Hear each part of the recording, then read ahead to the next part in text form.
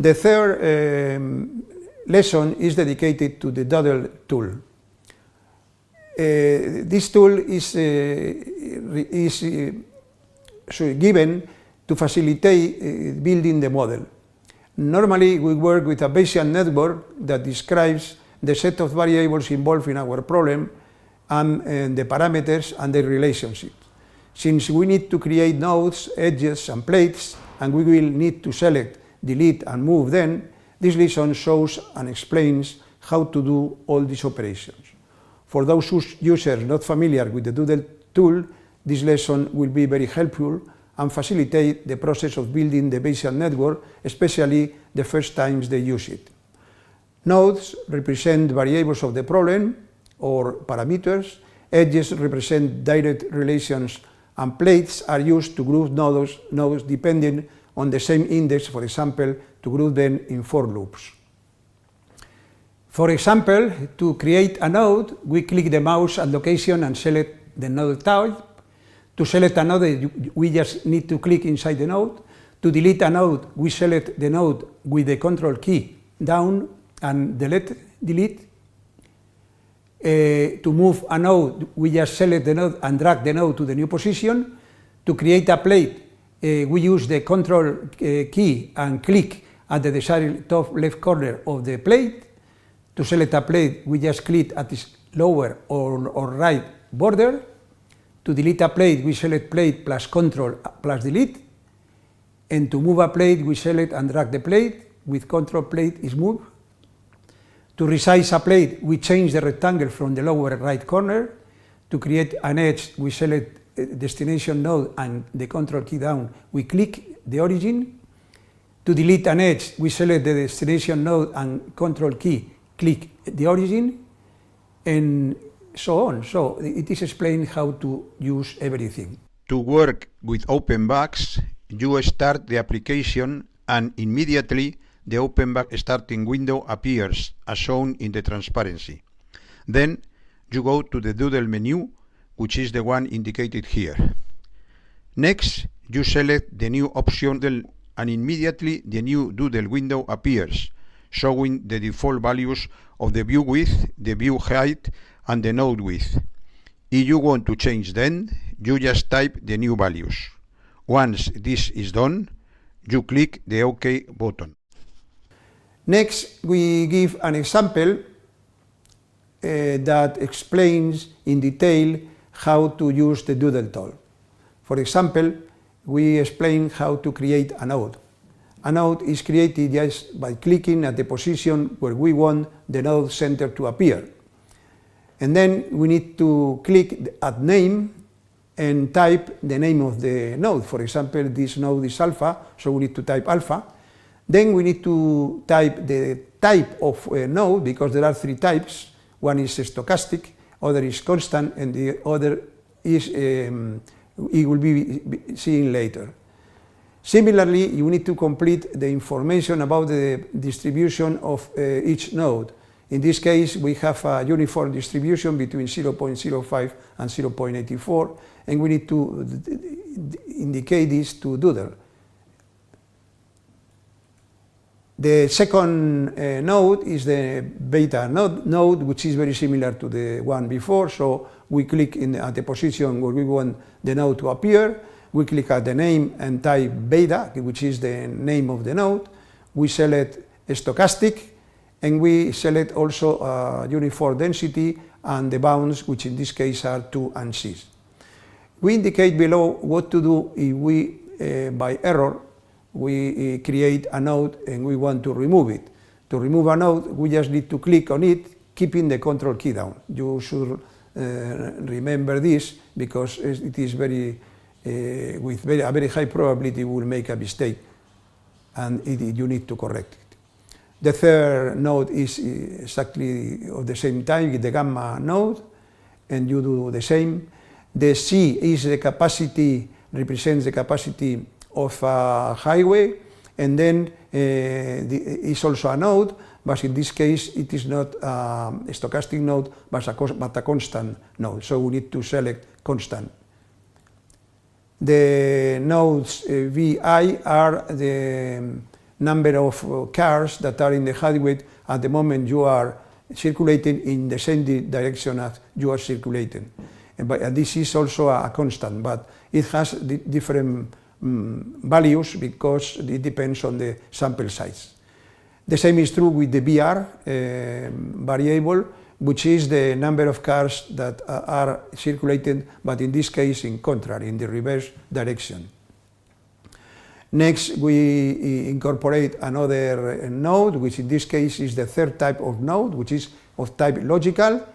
And then when you have a logical node, you need to give a formula that gives you the value of that variable in terms of the previous variables. In this case, the formula is given in the upper part of the transparency. It is a long formula, and this formula is obtained involving alpha, beta, gamma, and the other nodes that we have defined previously. When you want to add links, what you need to do is to click at the shown node, and then with the control key down, you need to click to all its parents, and automatically the arrows that you see in the transparency appear automatically because Doodle takes care of all this. We continue with the nodes similar as before, continue with other nodes with the links, and then finally we want to finish because we have a for loop and we need to group different variables that have the I index. And then what we do is we click at the left top corner of the plate. The plate is just the rectangle that you see in the figure. And then the rectangle appears. And next you need to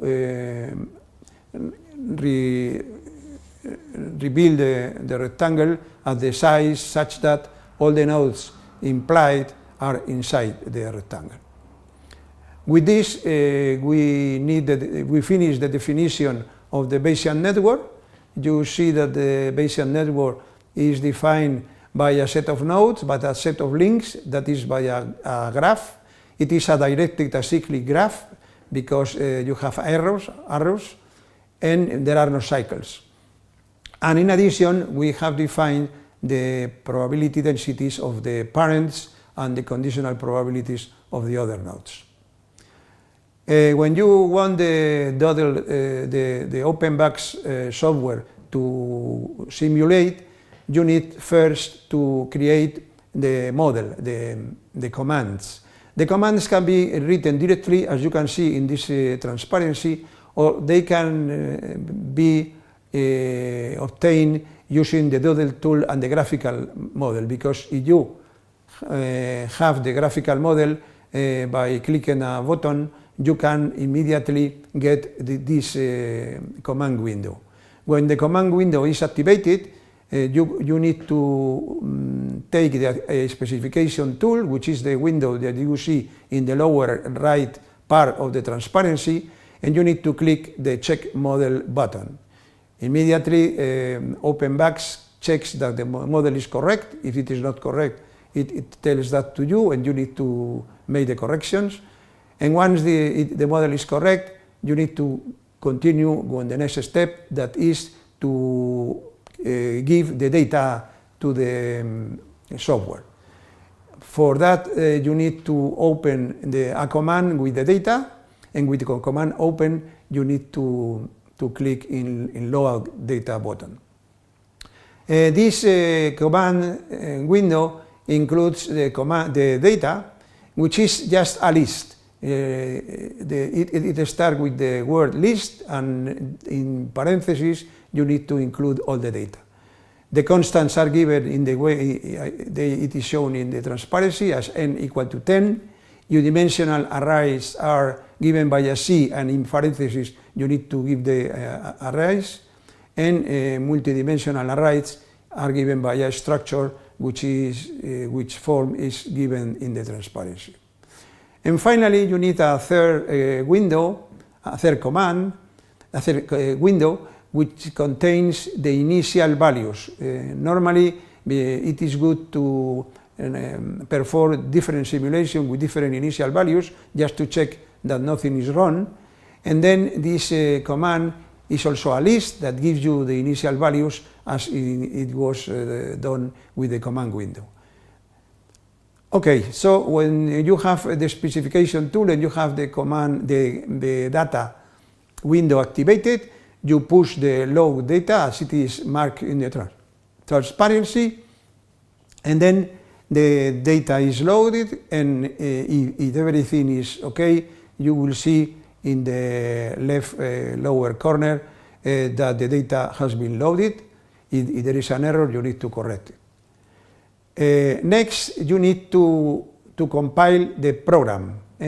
And before compiling, you need to give the number of chains. Don't forget to do that before clicking the compile button. Once you have done that, you can start to load the initial windows, and then you do that as many times as the number of initial you have. In this case, we have 3. Once you have done that, you need to go to the inference menu, to the samples option, and then you will get the sample monitor tool, which is shown on the lower left corner of the transparency. And then you can see a field which name is node, and then you need to give the nodes to be monitorized. You need to type the names, and after that you need to push the set button to include them. Once you have that, you need to go to the update tool, and then you need to write the number of iterations you want to use for the burning process, and then click update. Once you have done that and the process have finished, then you need to type the number of updates of the simulation that you really want to use later, and you need to click update again, and the software will simulate all these samples. If you want to plot the densities of the monitorized nodes, you go to the sample monitor tool and you click the density button, and you will get a plot of the density, as you can see in this transparency. You can do that with several nodes, or you can use the asterisk. If you use the asterisk, the software will do these plots for any of the nodes that you have selected for being monitorized. And the same is done with the other graphics. It is interesting to trace the sample and see the plot, just to detect for some errors or irregularities, as you can see in the upper plot in this transparency.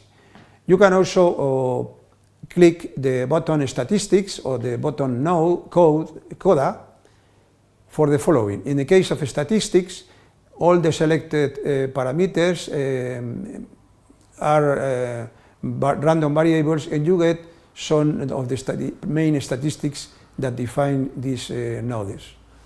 With the coda, you get the sample simulated for each of the nodes. You don't get a sample of all the nodes together, but you get a file for each node individually. But they correspond to each other. The first corresponds to the first of all other nodes. With this, we will end the lesson on the Doodle tool, and this allows you to build a Bayesian network to model the probabilistic structure of your variables and parameters. The Bayesian network has two components: a graphical directed acyclic graph that defines the qualitative structure of all the model variables and parameters, which are considered random. The second part is a set of conditional probabilities of each variable and parameter given their parents, which defines the quantitative part of the model. The two components together allows you to build the joint probability of variables and parameters by multiplying all the above conditional probabilities. And this ends the explanation of this lesson.